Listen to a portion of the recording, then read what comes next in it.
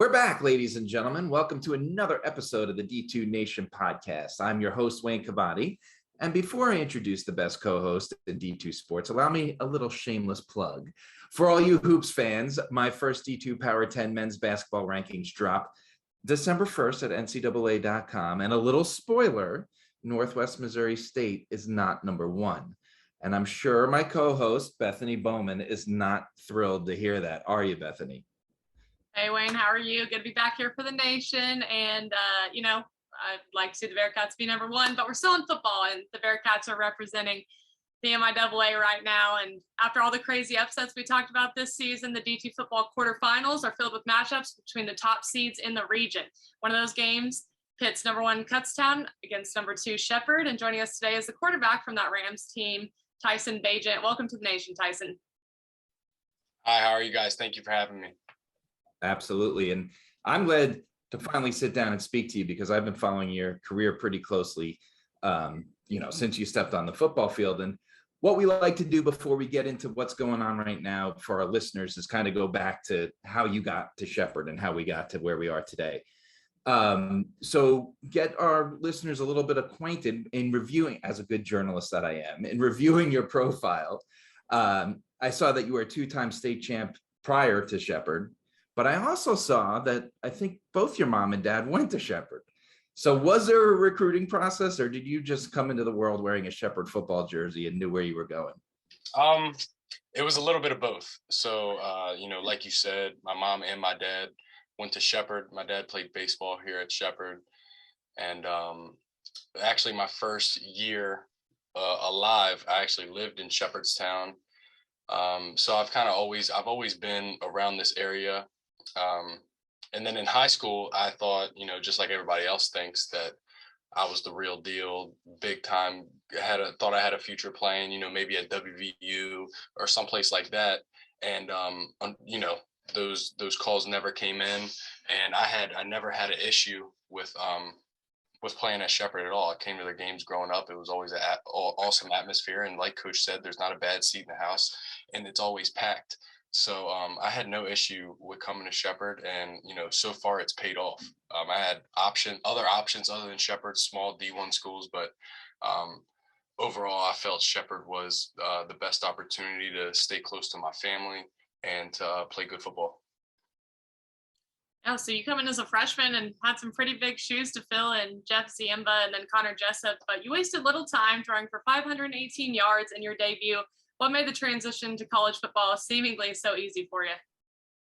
I wouldn't say it was easy. It was definitely hard. There's definitely a lot of work put into that. But, as you guys mentioned, coming from a pretty successful program in high school at Martinsburg High School, 8 out of the last 10 state championships. They're actually playing for the state championship this Saturday, and my brother's the quarterback. So that'll be fun. But yeah, I think Coach Walker, who's now a coach at Concord, he's the head coach at Concord University. He did a wonderful job of, treating the high school teams and all the teams that came through there, like it was college. So just a lot of the little things like the walkthroughs and the practices were held pretty similar to how we do things at Shepherd. So I think that's why I was kind of, probably a little bit more comfortable than other people first stepping foot into college football. So are we getting a little insider scouting report here, or do we know the next Shepherd quarterback? No, I mean, I hope so. My little brother, his name's Ezra Bagent. He's a junior, playing for his first state championship. But yeah, he's starting to get letters and stuff, so it's pretty exciting. It'd be great for him to come to Shepherd. I assume my mom and dad would love for him to come to Shepherd. It's so close, you get to watch him play. But yeah, I don't know. But it would be wonderful to have him at Shepherd, most definitely. That would be really cool. And your time at Shepherd, I think one of the cool things for you is that you're kind of writing record books in two conferences, right? Like, so your freshman year, you're in the Mountain East, and you have like a couple single game records, and then the very next year you move to the PSAC. What was that transition like, though, right? You're a young freshman, you get comfortable in one league, and then boom, you're going to a league that has a lot of historical contenders in it, in the Slippery Rocks and the Kutztowns and the Cows and the Indianas, So what was that like, learning all the new defenses and everything? It's definitely been a fun and unique process. I think the PSAC is definitely like I would say one of the SECs of D2. It's filled with a lot of great teams that, play each other tough year in and year out. So I think my freshman year, being able to play in the MEC where they are playing good football, but maybe it's not as competitive as the PSAC. So I think it was good for me specifically to play in the MEC my first year, get some game experience, get that knowledge that I needed in order for us to be successful in 2019 and now in 2021 in the PSAC. So, I mean, I think it's been great, and I think it kind of worked out. It worked out in our favor. For sure. Okay, so, looking at X's and O's for this coming week, Shepherd has one loss this season, and it came to the team you were playing this weekend. What's the secret to beating that tough Kutztown defense? I don't think it's any secret. I just think that we have to play as mistake-free as possible. In 2019 and in 2021, we lost to Kutztown. They came into Shepherdstown and beat us. And I think in both of those games, we kind of shot ourselves in the foot. And when you have a team that's coached as well as Kutztown is and has the players that they have, you can't do those things. You got to play as perfect as you can. So we're going to have to play our best game yet. And we're just going to have to make some plays, have some guys step up. And that's a little, as an observer of the PSAC, I've watched it closely. That's something that is kind of against the norm, right? Like you have like these shootouts usually in the PSAC. You have these high flying offenses. So seeing a defense like Kutztown, it's not something that you really see a lot. So, I mean, is there a little extra preparation? Obviously it's a huge playoff game, but is there a little extra preparation in trying to match up a little differently than you normally do? Yeah, I think you can't just focus on any specific group of players. Like, if you can't focus too much on their D line because, their back end is so good, or you can't focus on their back end so much because their front forward D line is just so explosive and they're so fast. So I think just with us, we have to, rise to the occasion and be able to, match up with all the speed and athleticism that they have and be able to get dudes in space and break tackles and, like I said before, just be as mistake-free as possible. Yeah. So we're in year 3 of your collegiate career. You've been a Harlan Hill Award nominee all 3 seasons. I mean, has that ever really, you're always playing in these big games, has that really sank in? Like, do you ever feel pressure on yourself to meet the Tyson Bagent standard? And like, is there something you feel that you need to do better? Well, I mean, I think it's, everybody feels a little bit of pressure during one point or another. But I think one way that I've kind of just approached each game is just kind of just understand that as long as I play each play as hard and as smart as I can, really everything will take care of itself. Even in high school games where I've went in kind of thinking like, oh man, I got to play well, I got to do this, I got to do that. Those are the games where you kind of you put the expectations so high that really nothing ends up feeling good. You never feel good enough during that game. So I think just taking it one play, one game at a time, and just being able to do my part to the best of my ability each play kind of puts a lot of ease on my mind. And that, that's established through the week with, film and taking notes and, lifts and practice and just always paying attention to the little things. And then on game day, it's just like you just go out there and you just, have fun with it. Yeah. And speaking of having fun, let's hear it. Break down the final play, because that was a fun one for everyone to watch. Yeah, so obviously, as everybody knows, we played the Notre Dame Falcons, and it was a play that we put in specifically for that week. We hadn't run it yet during the season. It was called Falcon. So the first play of the 30 seconds where we had the ball at the end, we get a big play, gets us down to the 23-yard line, burn a timeout. 10 seconds left. We know we have at least one more play before we have to at least kick a field goal. So we called it because although last second field goals are scary, we're pretty confident in our kicker's leg. We felt he had enough leg to get it from where we were at. So we thought we were expecting drop 8. and they actually didn't do drop 8. They brought 4 guys. They kind of played man, and they played man in the back end. And Josh Gonteric had a post, and initially he was open, but there was kind of people in my face, so I kind of got out of the pocket to the right. He kept the post coming to the opposite side of the field. I saw he had a step on his guy, and I kind of, as soon as I saw it, was really either that or I was going to have to throw it away before the clock ran out.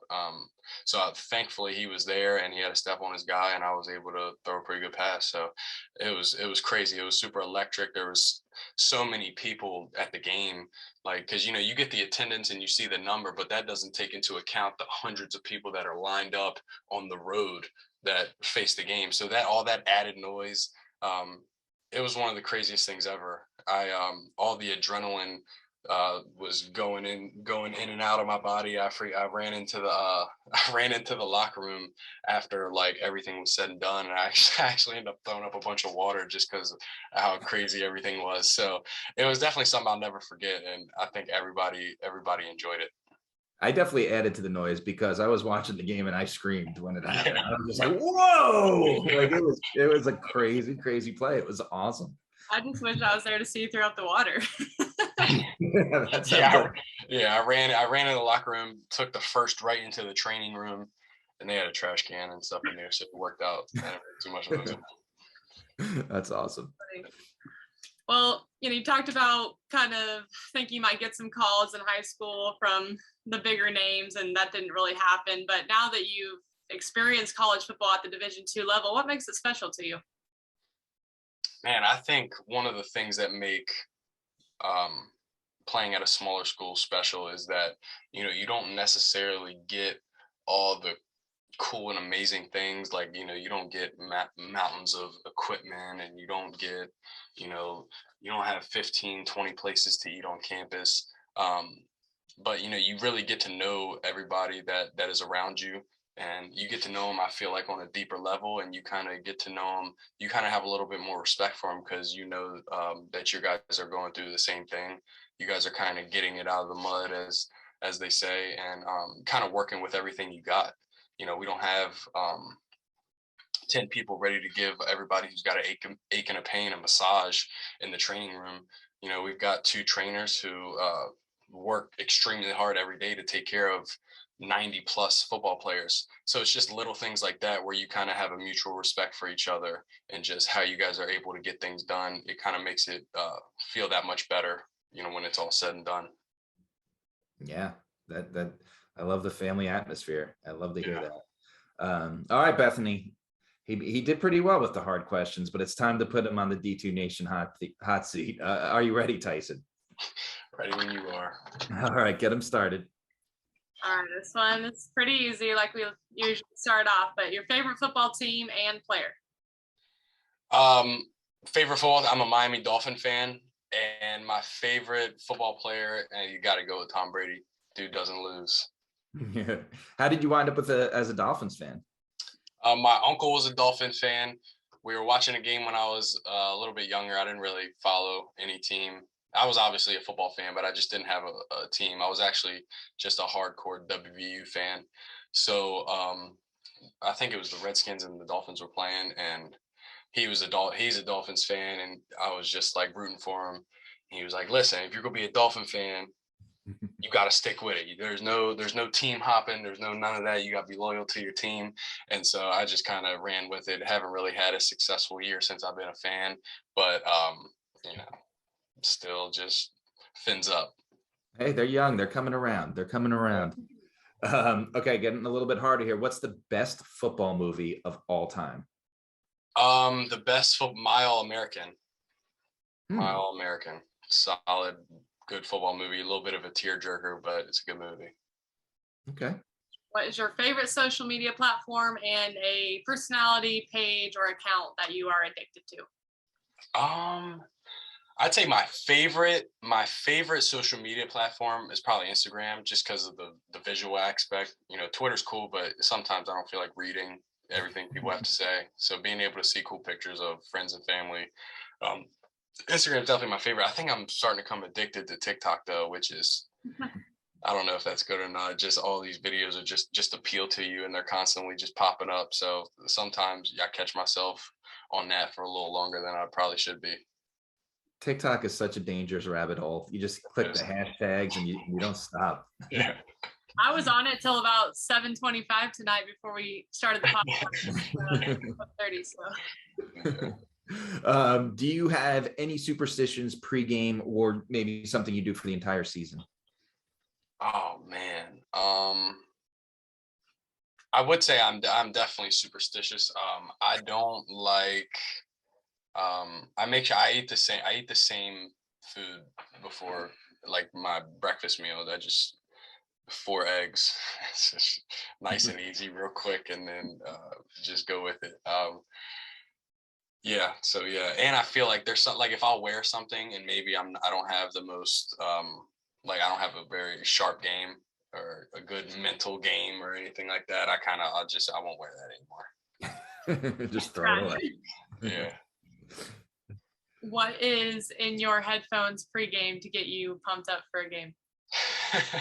A wide array of all music. I definitely say just, all everyday music would be kind of like rap, hip hop, that road. But there's a lot of times where, like, even there's a lot of times where even songs by, like, Lana Del Rey will get me, like, super hyped pregame for whatever reason. I don't know what it is. Or, like, even, like, what's his name, Sam Smith, the dude that, and, like, stuff like soft stuff like that where dudes are singing. I don't know, it gets me hyped.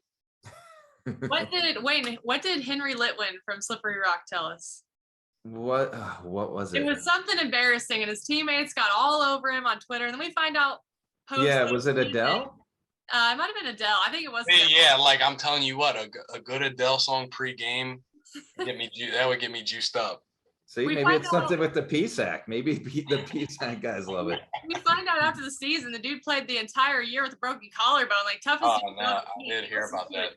He listens to Adele. Yeah. Right. You can't get much tougher than that. Okay, so we know that you're great at football. What's the most useless talent that you have? The most useless talent. Like, for example, I could probably beat anyone at trivia in The Office or Saved by the Bell. That's I can walk on my hands for a long time. Yeah. I don't know what that's good for, but it's been impressive. That's for sure. Yeah, I guess that'd be a useless talent. That's kind of not gotten me anywhere, I'd say. That's awesome. Well, you made it to the. Oh, go ahead. Oh, sorry. I got one more question. So you talked about your brother playing the state championship game. So that's for sure his last game. He's a senior. You possibly can go on and play. He's a junior. He's a junior. Oh, he's a junior. Okay. He's a junior. So what? Do you know where your parents are going to go? So my dad is going to the state championship game, and my mother and my grandmother are coming to my game. Nice. Very cool. How far is Kutztown from you guys? 2.5 hours. Oh, not bad at all. Not bad. Yeah, so see, you're lucky in the day of cell phones that the family can be in touch throughout the game and figure out what's going on back and forth. Yeah. I couldn't imagine back in the day when that wasn't a possibility. Yeah.